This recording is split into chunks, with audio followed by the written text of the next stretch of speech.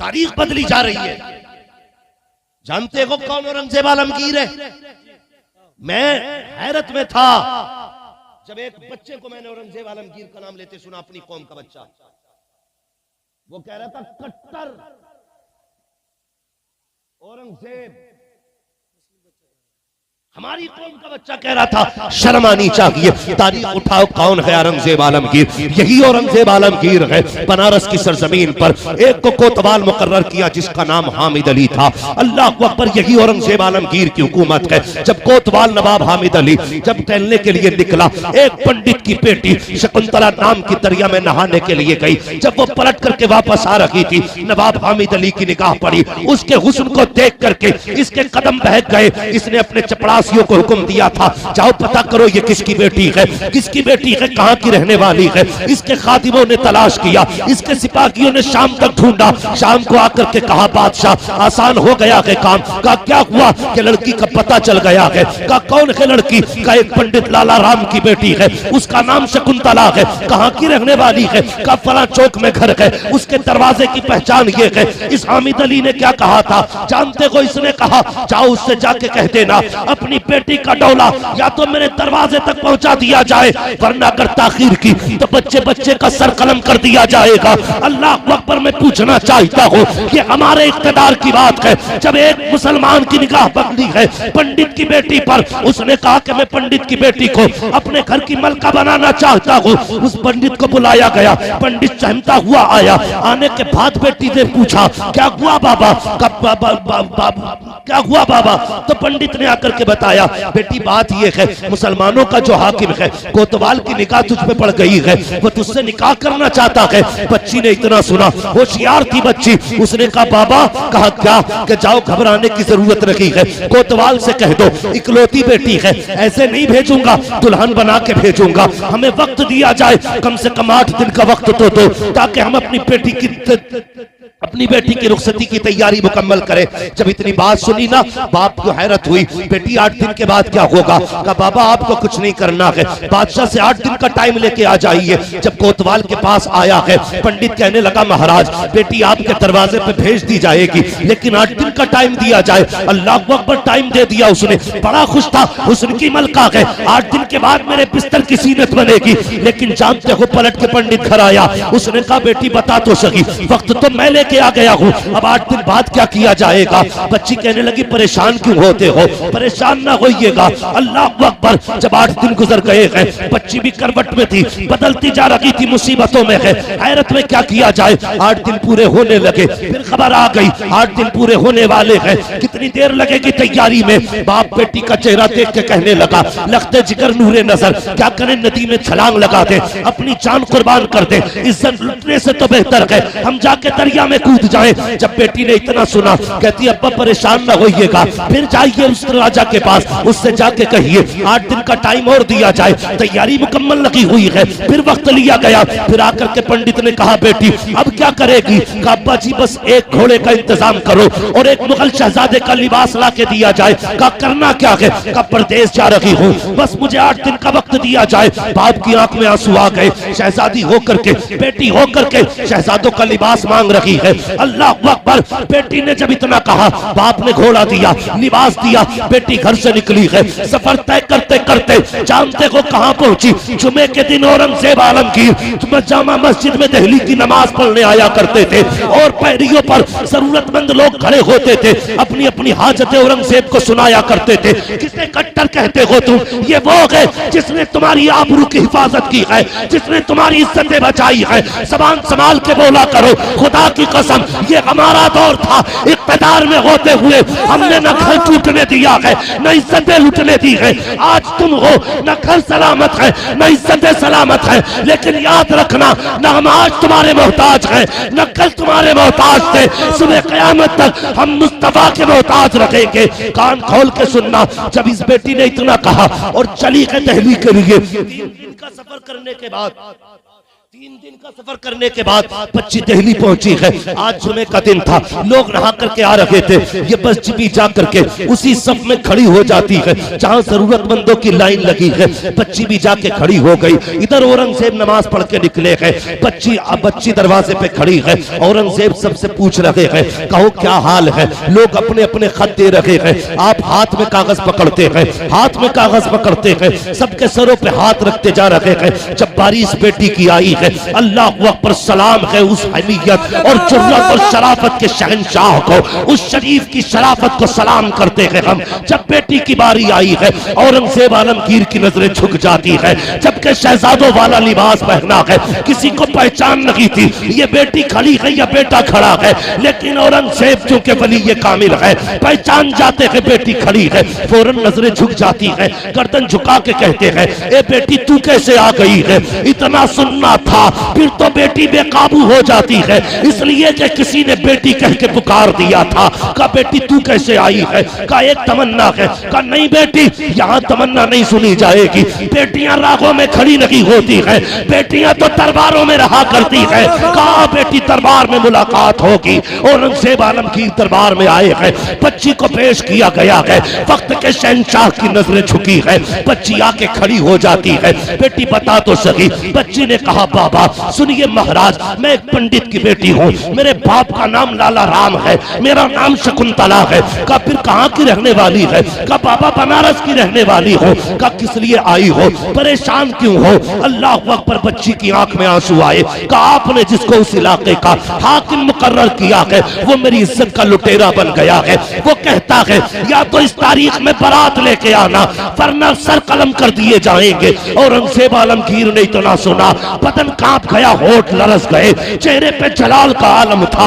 अल्लाह अकबर, बैठ जाते हैं। कहते बेटी फिर क्या है? कहा बाबा दरबार में आई हूँ, कुछ मदद की जाए। औरंगजेब आलमगीर के जुमले थे। कहा जाओ बेटी वापस चली जाओ, जैसा मेरा हाकिम कहता है वैसा ही करना। इतना सुनना था, बच्ची के हौसले टूट जाते हैं, अरमानों का गला घुट जाता है। सोचती है मैं तो उम्मीदें लेके आई थी, लेकिन इसने क्या कह दिया, जैसा मेरा हाकिम कहता है वैसा किया जाना है। बच्ची रोती हुई वापस आई है। बाप ने बेटी को देखा, जैसे ही बच्ची की आंखों में आंसू देखे, कहा बेटी बता तो सही कहाँ गई थी? कहा बाबा मैं उस बादशाह के पास गई थी, मुसलमानों का जो बादशाह है। कहा फिर क्या हुआ? कहा बाबा क्या कहूँ, मेरी हसरतों का जनाजा निकल गया, उम्मीदें टूट गई हैं। कहा उसने भी वही कहा है जो उसका हाकिम कह रहा है। बाप ने रो के कहा बेटी अब परेशान ना हो, एक ही रास्ता है, चलो नदी में कूद के जान दे देते हैं। बच्ची ने कहा ठहर जाइए बाबा,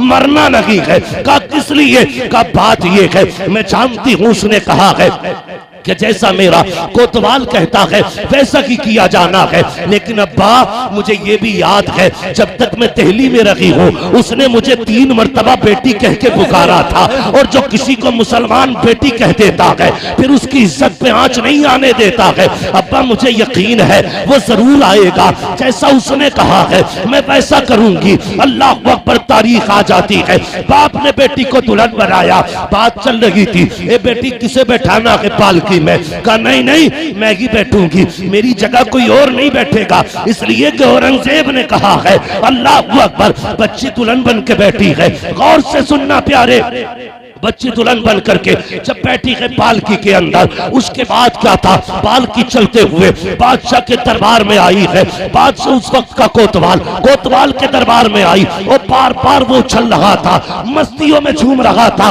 दरवाजे पे भिखारियों की लाइन थी, आज ख्वाब पूरा होने वाला है, हसरतों ख्वाब की मलका आई है दुल्हन बन करके। इस दरवाजे पे आया, अभी पालकी बाहर रखी है, इसने कहा जिसे जो चाहिए मांग ले। भिखारियों की लाइन थी, तबाक लाए गए सोने के सिक्कों के, ये सिक्के उछालता रहा, फेंकता रहा, लुटाता रहा। उसी भीड़ में एक फकीर आया, उसने आके हाथ फैलाया, इसने कहा दिखता नहीं है, इतने सिक्के पड़े हैं, लोग उठा नहीं पा रहे हैं, लेकिन तू हाथ में मांग रहा है। आने वाले ने कहा मैं अलग तरह का फकीर हूँ, मैं फेंका हुआ नहीं उठाया करता, मुझे देना है तो हाथ में दे। जैसे इतना कहा है, कोतवाल ने तबाक पे हाथ डाला, मुट्ठी भरी सिक्कों की, और उस फकीर ने हाथ पे रखी, जैसी हाथ पे रखी है आने वाले ने हाथ पकड़ा, अल्लाह अकबर, दुनिया हैरत में थी। जब चादर उतारी है तो फकीर न था, फकीर के लिबास में औरंगजेब आलमगीर था। औरंगजेब आलमगीर है। नारे रिसालत, इस्लाहे मुआशरा कॉन्फ्रेंस, इस्लाहे मुआशरा कॉन्फ्रेंस, मसलके आला हजरत फैजान औलिया इकराम, नारे तकबीर, नारे रिसालत। औरंगजेब आलमगीर हाथ पकड़ा, कांप गया कोतवाल। आपने फरमाया मेरे दौरे खिलाफ हुकूमत में तेरी इतनी जुर्रत, तुझे नहीं पता मेरे नबी ने कहा है बेटी बेटी होती है चाहे काफिर की बेटी हो चाहे मुसलमान। सुभान अल्लाह, सुभान अल्लाह। जलाल आया, फरमाया ठहर जाओ, बेटी की पालकी इसके घर पहुंचाई जाए। लोग बिखरने लगे। औरंगजेब आलमगीर फरमाया दो मस्त हाथी बुलाए जाए, दोनों में पैर बांधे, अलग अलग अलग अलग सिमतों में दौड़ाया गया। कोतवाल को चौराहे पे इसलिए चीर दिया गया क्योंकि उसने गैर मुस्लिम की बेटी की इज्जत पे नजर डाली। सुभान अल्लाह। ये है हमारी तारीख। उसने एक गैर मुस्लिम बेटी की इज्जत पे निगाह डाली, औरंगजेब ने चीर दिया था। मगर रुक के कहता हूं, अगर गैर की बेटी की इज्जत पे नजर पड़े हम चीर देते हैं, अगर हमारी बेटियों की इज्जत पे आ जाई तो चुप नहीं बैठेंगे, हम भी तुम्हें जमीन से लेकर आसमान तक चीर। तारीख है हमारी। जब चीरा बीच में उठे, पंडित के घर गए, उसी पंडित के और जाके कहने लगे बेटी पानी चाहती। तो बच्ची ने ना पहले से ना उसे पता था ये शहंशाह आएगा, उसने थोड़ी जमीन ऊंची करके ना लेस पोत के साफ रखी थी कि शहंशाह आएगा तो नमाज भी पढ़ेगा। गैर मुस्लिम बेटी ने, औरंगजेब आलमगीर आए, आपने फरमाया बेटी नमाज पढ़नी है। बेटी तवज्जो है आप लोगों की, थके तो नहीं अभी आप लोग, अल्लाह आपको सलामत रखे। पहले नमाज पढ़ी 2 रकात शुक्राने की, उसके बाद कहने लगे बेटी प्यास लगी है, जिस दिन से तू मेरे पास से आई है ना मैंने एक घूंट पानी का नहीं पिया। अल्लाहु अकबर, सुभान अल्लाह, सुभान। मैंने कसम खाई थी उस वक्त तक पानी नहीं पीऊंगा जब तक इस बेटी के साथ इंसाफ नहीं कर लूंगा। 8 दिन बाद एक घूंट पानी का पिया औरंगजेब आलमगीर। ये है औरंगजेब आलमगीर, ये है हमारी तारीख। खुदा के वास्ते अपने आप को समझो, आप अपने आप को पहचानो। आज तो हम एक दूसरे का गला काटने में लगे, कोई किसी को हजम करने तैयार नहीं। हम लोग कितने उल्टा सोचते, जिसकी बेटी को अपने घर में लेके आते हैं ना पहले हम उसे समझते हैं अपोजिट पार्टी। इसे लूट लो, 5 लाख देने पड़ेंगे, 6 लाख देने पड़ेंगे तब तेरी बेटी लेके जाएंगे। 10 लाख दे तो बता। फिर कहते जब से बहू आई है रोटी नहीं दी, हरामखोर तुझे रोटी भी चाहिए। उसे याद नहीं है कि मेरे बाप के घर से उस वक्त तक मुझे उठा के नहीं लाया था जब तक मेरे बाप ने इसको 10 लाख इसके खाते में डाल नहीं दिए थे। जानती है वो, ये इतना बड़ा कुत्ता है, इसने निकाह वाले दिन भी मेरे बाप की इज्जत से खिलवाड़ किया था। रोटी देगी वो, शुक्र मना तुझे जहर नहीं दिया। हाँ, गलत नहीं कह रहा हूं हजरत, शुक्र मना जहर नहीं दिया, वरना जब चाहती दे देती पता नहीं चलता। क्योंकि तूने इसके बाप के गले पे पैर रख के तूने 7 साल की कमाई निकलवाई है, जिंदगी भर की पूंजी लूट लाया तू। कह रहे आप बउआ को थोड़ा समझा लिया, अदब नहीं कर रही, बेगैरत तेरा अदब। शुक्र मना तुझे जूतों से नहीं मारा। अगर तू बेटी समझ के लाता ना तो ये तुझे बाप समझ के रोटियां दिया। हाँ, ये कड़वी सच्चाई है। बाप समझ के लाते, बेटी समझ के लाते तो ये बाप समझ के रोटियां देते। ये बात बेटियों के दिल पे लिखी रहती है। जब बारात से मंडे वाले दिन फोन आता ना, जी लिस्ट भेजो क्या क्या आ गया, बेटी को पता नहीं होता है। बेटी को पता आज के फोन का मतलब क्या है। 8 दिन पहले कहते जी मोटरसाइकिल दिलवा दियो, जो चाहो 8 दिन पहले फोन करता ना, लल्ला कह रहा बुलेट चाहिए। क्यों? इसलिए ना कि 8 दिन पहले इसे देनी है, फंसा के लूटते हैं हम। हाँ, एक गरीब जिसके काट कट गए हो, बारात में 8 दिन रह गए हो, और अगर तुम कहो हम बारात नहीं लाएंगे, वरना ऐसा करो तो मरता क्या ना करता, उसके सामने फिर 2 रास्ते, या तो फांसी लगा ले या फिर जायदाद में आग लगा के तुझे बुलेट दे। यह है फसाना। 8 दिन पहले कहा जाता है कि भाई शादी में 8 दिन रह गए, लल्ला कह रहा भाई जो है ना स्प्लेंडर से काम नहीं चलेगा, बुलेट ही चाहिए। बाप फिर बेटी के आगे बैठता है और रोता है, कहता बेटी मुश्किल आ गई है। अब्बा कौन सी बात? का ससुराल वालों ने फोन किया तेरी, उन्होंने कहा बुलेट दो तो बताओ। बच्ची जानते हो क्या कहती है? कुछ नहीं कहती, बस इतना कहती है अब्बा एक काम कर, थोड़ी सी जहर की पुड़िया ला दे, मैं मर जाती हूँ, तेरी भी इज्जत रह जाएगी और बस मेरा भी झगड़ा खत्म हो जाएगा। इस तरह से बेटियां तुम्हारे दरवाजे तक आती हैं। कई बापों ने ना, जब बेटे वालों ने कहा जी 8 दिन रह गए बारात के, ला तो रहे हो, ये बताओ लिस्ट में क्या क्या है। कहा जी 500 लीटर का फ्रिज है, नहीं हमें 600 लीटर का चाहिए। वॉशिंग मशीन हमें 8 किलो वाली चाहिए। जब ये डिमांडें बढ़ी है ना, तो कई बापों ने फांसी लगाई है, कई बेटियां जहर खा के मर गई हैं। आज हम कहते हैं ना हम बड़े सुख में हैं, तो फिर इतने दुख उठा के बेटी ससुराल आई है, क्या नहीं करता बाप।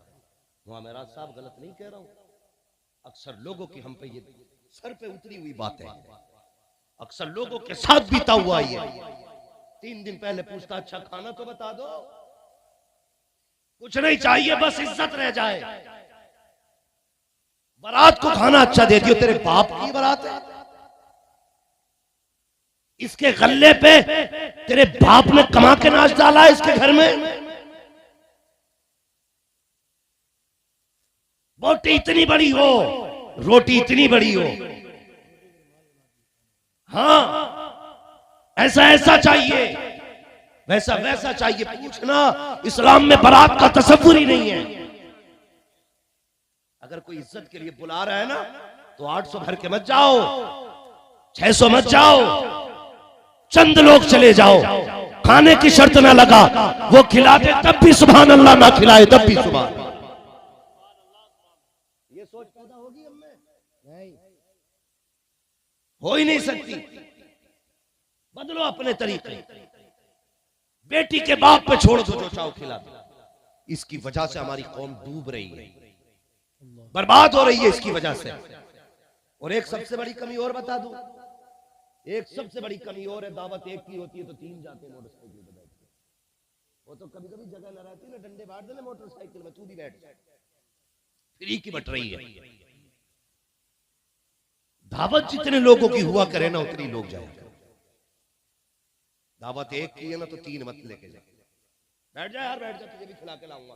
वो बड़ी टॉप की है यार, ये टॉप की ऐसे नहीं बनी है, यहाँ का पसीना यहाँ गिरा है, तब बेटी के बाप ने इसे टॉप बनाया है। देखा है कभी ना, बारात में जाते हो सारे लोग खुश होते हैं, बाराती खा खा के यूं करते हैं यूं, और खिलाने वाले हाँ भाई कुछ चाहिए, लेकिन सबसे उदास उस महफिल में बेटी का बाप होता है। सबसे उदास, पूछने की जरूरत नहीं है, जिसका चेहरा सबसे ज्यादा उतरा हुआ हो, समझ लेना ये बेटी का बाप है। क्यों?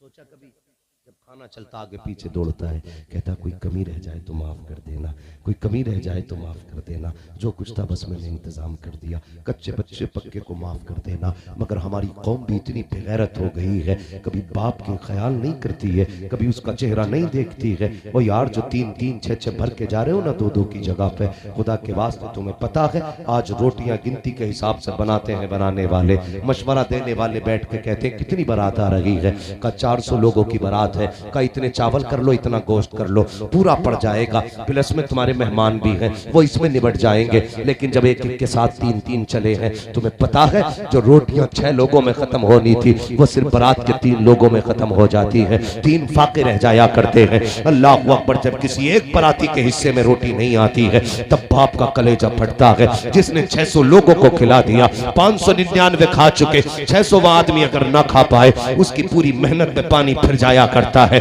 कभी भी 3 लोगों की दावत हो तो 9 मत जाना, 6 की दावत हो तो 12 मत जाना, जितनों की दावत हो इतने जाया करो। अल्लाह अकबर, मेरी तो इतनी गुजारिश है, अगर कोई पेटी वाला दावत करता है तो खाली पेट मत जाना, सुबह से नमक का पानी ना पीना, बल्कि आधी रोटी अपने घर खा के चला जा, आधी रोटी बेटी के खाने में खा ले।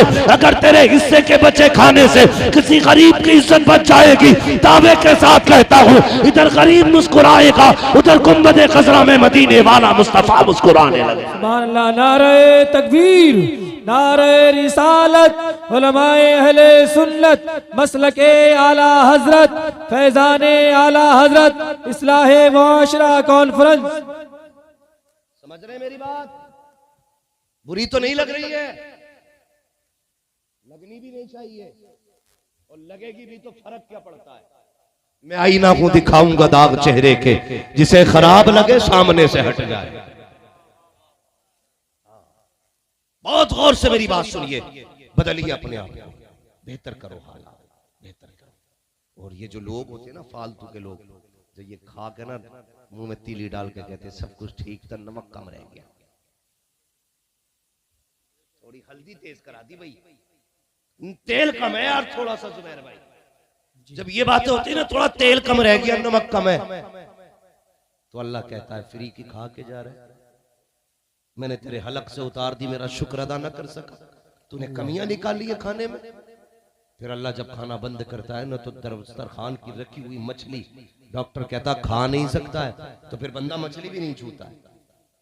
जब अल्लाह बंद करता है तो कोई बचाने वाला नहीं होता है। तब तक ही खा रहे हैं जब तक अल्लाह, कब तक, जब तक अल्लाह खिला रहा है। नहीं देखा कई लोगों को बाजार गए, गोश्त अच्छा लग गया, इसका हलीम बनवाएंगे, पाए भाई लेके आए, रात भर फ्रिज में रखे, सुबह को हलीम बनवाया, लेकिन कुछ देर पहले पेट गुड़गुड़ हुआ, डॉक्टर ने कह दी छू मत दी, ना 3 बोतलें पानी की चढ़ेंगी कम से कम, लाया तू, मंगाया तूने, पकाया तूने, लेकिन आगे रखा खाइए, तबीयत ठीक नहीं है। ये तबीयत नहीं, अल्लाह ने बंद किया है। जब अल्लाह बंद कर दे सब कुछ होते हुए हलक में नहीं जाता, लेकिन जब वो खिलाने पे आता है ना, तो बंदा रहता शाहपुर में है और यहाँ बुला के खाने खिलवा दिया करता है। सोचा था हमने यहाँ हमारे हिस्से की रोटी होगी, लेकिन अल्लाह खिला, जिसे अल्लाह चाहता खिलाते। समझ रहे ना मेरी बात? तो कोशिशें करें अपने समाज को बेहतर करें, हर एक की बेटी को अपनी बेटी समझे, बहन समझे, दूसरों की इज्जतों की हिफाजत करें। आज सबसे बड़ी कमी क्या है ना, एक बुखार चढ़ा है, तवज्जो करें बस 10-5 मिनट गौर करें, एक बुखार चढ़ा हुआ सारे लोगों को, मैं अपनी बेटी को एमए कराऊंगा, बीए कराऊंगा, बीए के चक्कर में कई बिया हो गए, वो बिया भी मुसलमानों में होते तो कुछ खैर की हजरत, गैर मुस्लिमों के साथ बिया हो गए बीए के चक्कर। क्या नतीजा मिला? मैं एक बच्ची से मैंने पूछा क्या करती है, बोला जॉब करती हूँ स्कूल में। मैंने कितनी तनख्वाह? बोली 2000। 30 दिन की ड्यूटी के 2000। एमए कराने में एक बाप कितनी मेहनत कराता बेटी से। इस डिग्री के लिए बेटियों ने इज्जतें दे दी, बाप की शान चली गई, सारी कमाई में आग लग गई, घर से इज्जत का जनाजा निकल गया। कितने मिले? बोलो जोर से। खाली बुखार है डिग्री का, वरना मैंने बहू जिनकी है ना एमए वो भी नहीं पढ़वा रहे। खाली पढ़वी चाहिए, पढ़वाना नहीं है भाई। ऐसी डिग्री का क्या नतीजा जिससे यहां भी जिल्लत हो वहां भी जिल्लत हो। डिग्री देनी है तो वो देना जिससे यहां भी इज्जत है वहां भी इज्जत हो। कुछ लोग तो मुंह ऐसे खोल के देख रहे हैं, पता नहीं ये डिग्री सोने की होती है कि चांदी की।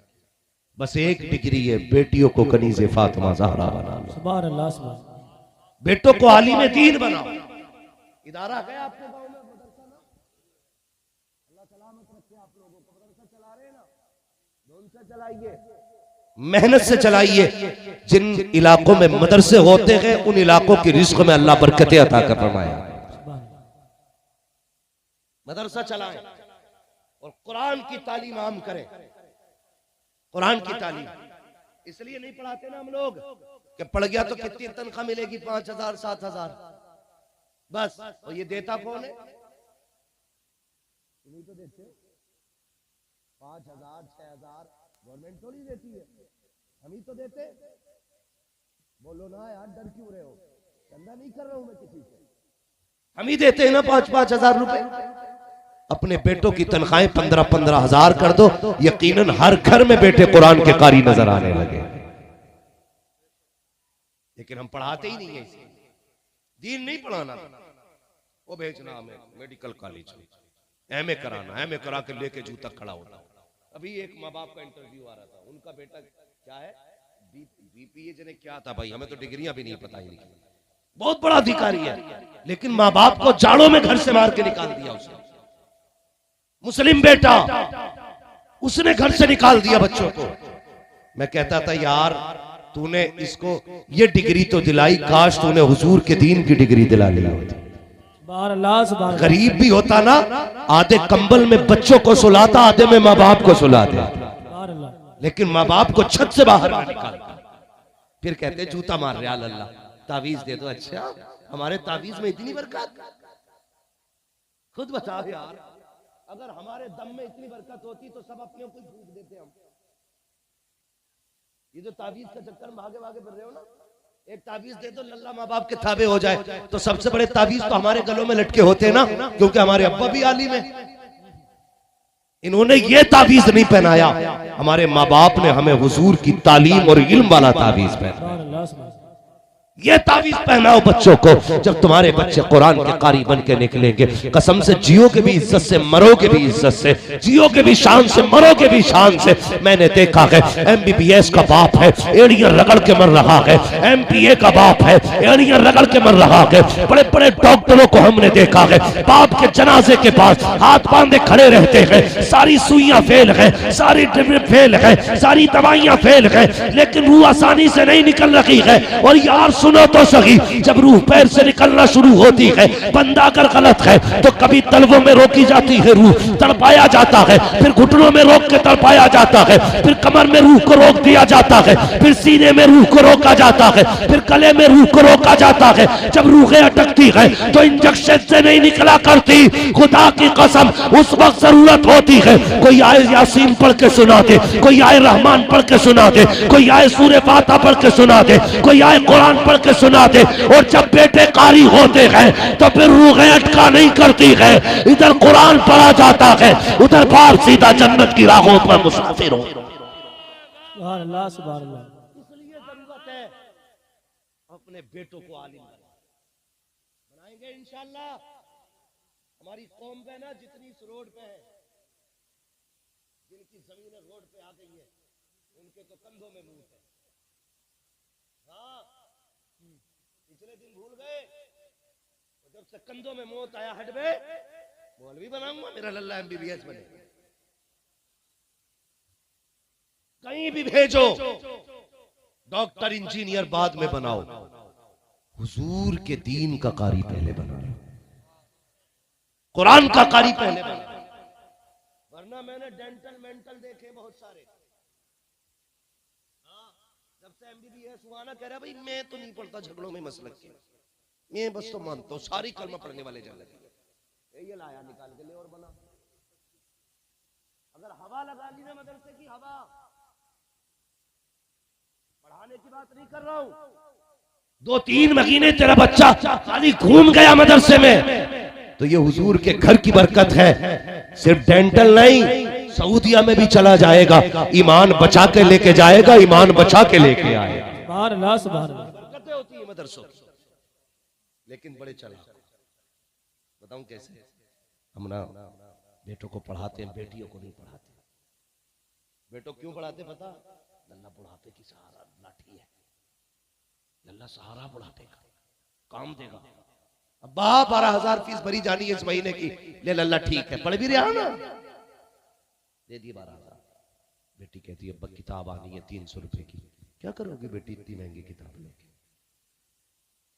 बेटों को हम पढ़ाने में पैसा लगाते हैं, बेटियों को नहीं। और सिर्फ ये सोच के ना कि बेटे तो हमारे बुढ़ापे का सहारा है, बेटियां पराया धन है, इन पे मेहनत करके फायदा क्या? ये सोच है हमारी घटिया निहायत गिरी हुई सोच। याद रखिए, बेटे अगर बुढ़ापे का सहारा होते हैं ना, तो बेटियां आखिरत का सहारा होती हैं। सुभान अल्लाह।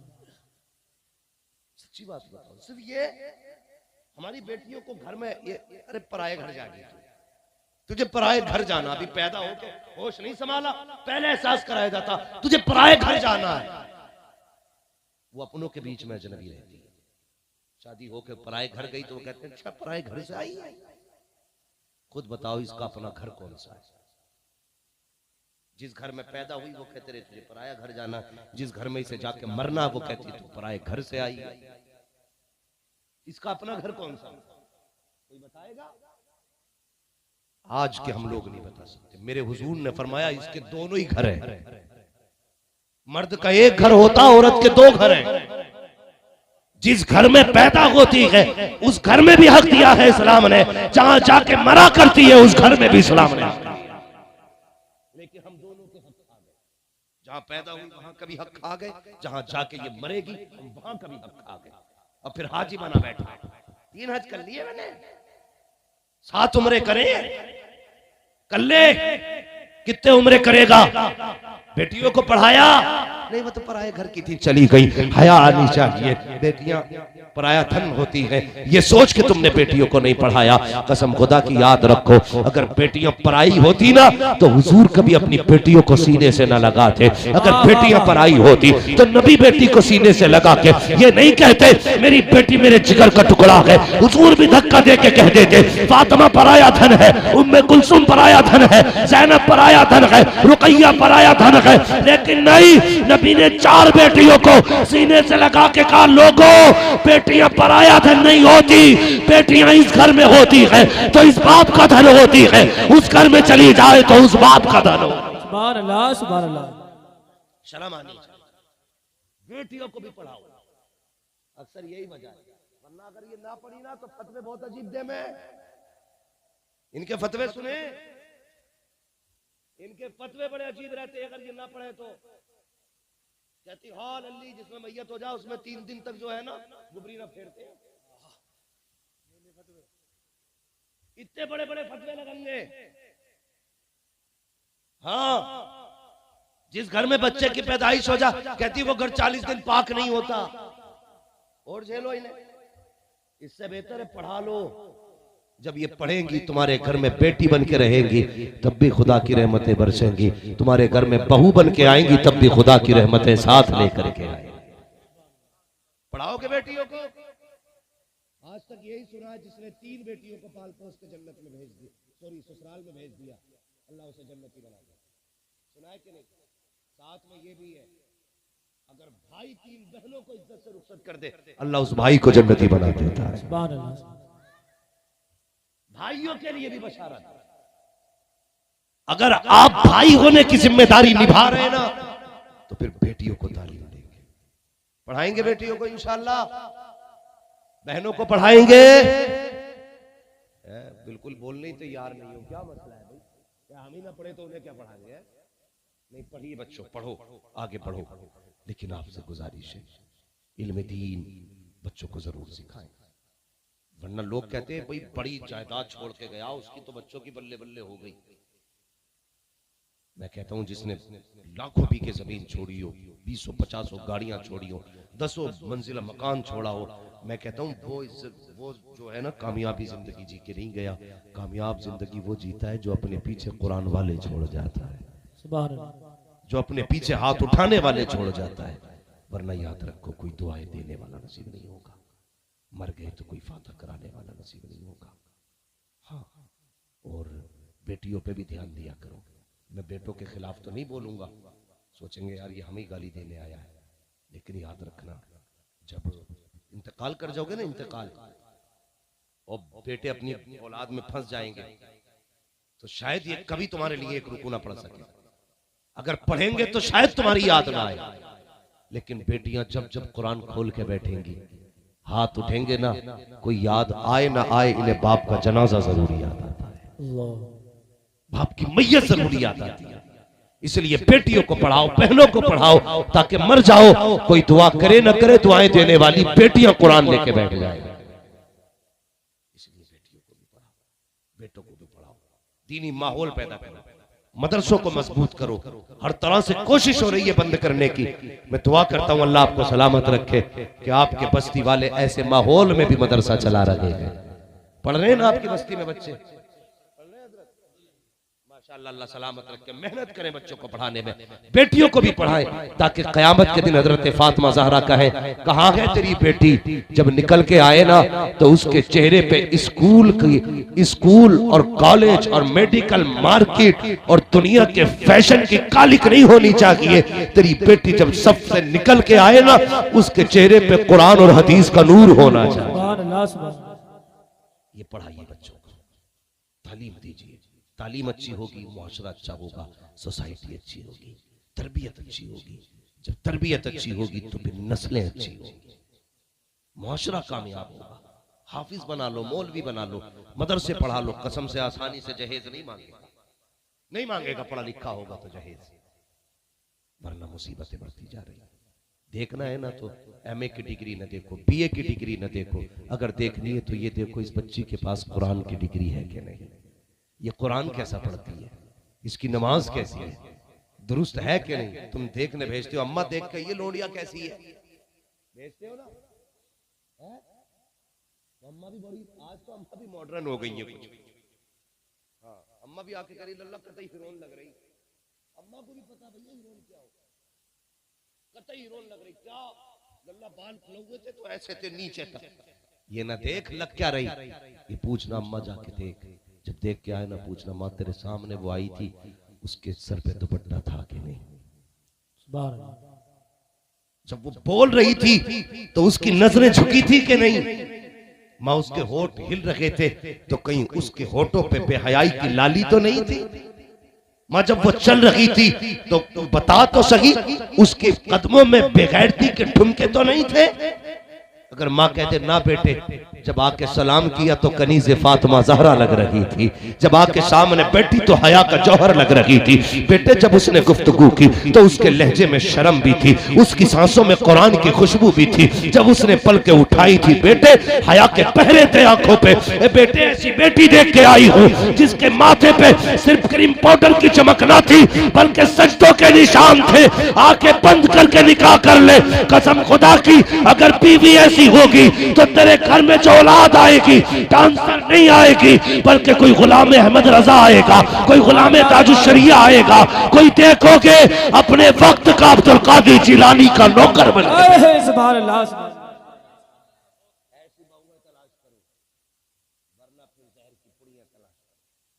मरोगे मौत के सिवा कुछ नहीं। कई लोग, एक आज ही रो रहा था बैठा हुआ, कल सुबह कह रहा था मौलाना हम क्या जहर खा लें।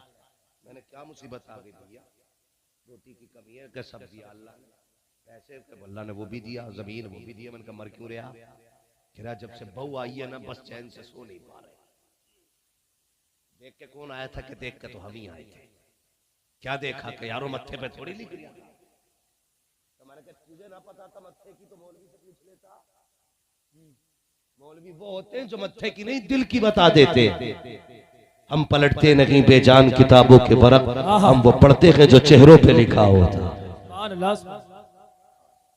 मौलवी से मशवरा कर ले, वो बता देता घर में कैसी बहू होनी चाहिए, बहू ऐसी होनी चाहिए। अल्लाह अकबर।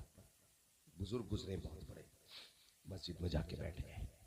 एक नौजवान को देखा, 5 वक्त की नमाज पढ़ने आता, तहज्जुद भी पढ़ता, चाश्त भी पढ़ता, इशराक भी पढ़ता। कहने लगे बेटे, मेरी बेटी जो है ना जवान हो गई है, मैं चाहता हूँ उसके साथ तेरा निकाह कर दूं। तो जवान कहने लगा मैं निकाह तो कर लूंगा, लेकिन मेरे पास है कुछ नहीं, कुछ नहीं है मेरे पास। तो बाप कहने लगा तू नमाज पढ़ता 5 वक्त की, जब तू खुदा को नहीं भूलता तो खुदा तुझे कैसे भूल सकता है। बस मैं तेरी इसी अदा पे फिदा हूं, जा मेरी बेटी ले। उसने कहा लग गई, कुछ ना होते हुए किसी ने खाली कोई बीवी दे दी, मगर टेंशन थी कि रुकेगी कि ना रुकेगी। अगले दिन ना औरत आई, सुबह उठी, शाम को कहने लगी मुझे तलाक चाहिए। अल्लाह। कहने लगा इतने पारुसा बाप की बेटी और शाम में तलाक मांग रही अगले ही दिन। उसने कहा बात क्या है, तेरे बाप ने तो तेरी बड़ी पारुसाई की तारीफ की थी और तू 24 घंटे मेरे साथ न रह सकी। उसने कहा, बर्तन उठाया, उसमें आधी रोटी निकली। उसने कहा ये क्यों रखी है। उसने कहा एक रोटी थी, मैंने एक शाम आधी खा ली थी, आधी कल के लिए रखी थी। उसने कहा सिर्फ इसीलिए तेरे घर नहीं रहना। कहा क्यों, कि तुझे अपने रब पे इतना भी भरोसा नहीं कि जो तुझे इस वक्त खिला सकता है वो सुबह को भी नहीं खिलाएगा। हाय हाय सुभान अल्लाह। कहा तूने आधी रोटी अगले वक्त के लिए रख दी। कहती मैं तेरे घर में नहीं रह सकती, मैं उसके घर में रहूंगी जो सिर्फ खुदा के सहारे रहा कर। बाप तक बात पहुंची, उसने कहा बेटी मान जा, आइंदा ये खता नहीं होगी। फिर खुदा ने उनकी नस्लों में वली पैदा किए, सुभान अल्लाह, सुभान कुतुब पैदा किए उनकी नस्लों में। तो जरूरी है तवक्कुल अल्लाह, तवक्कुल अल्लाह।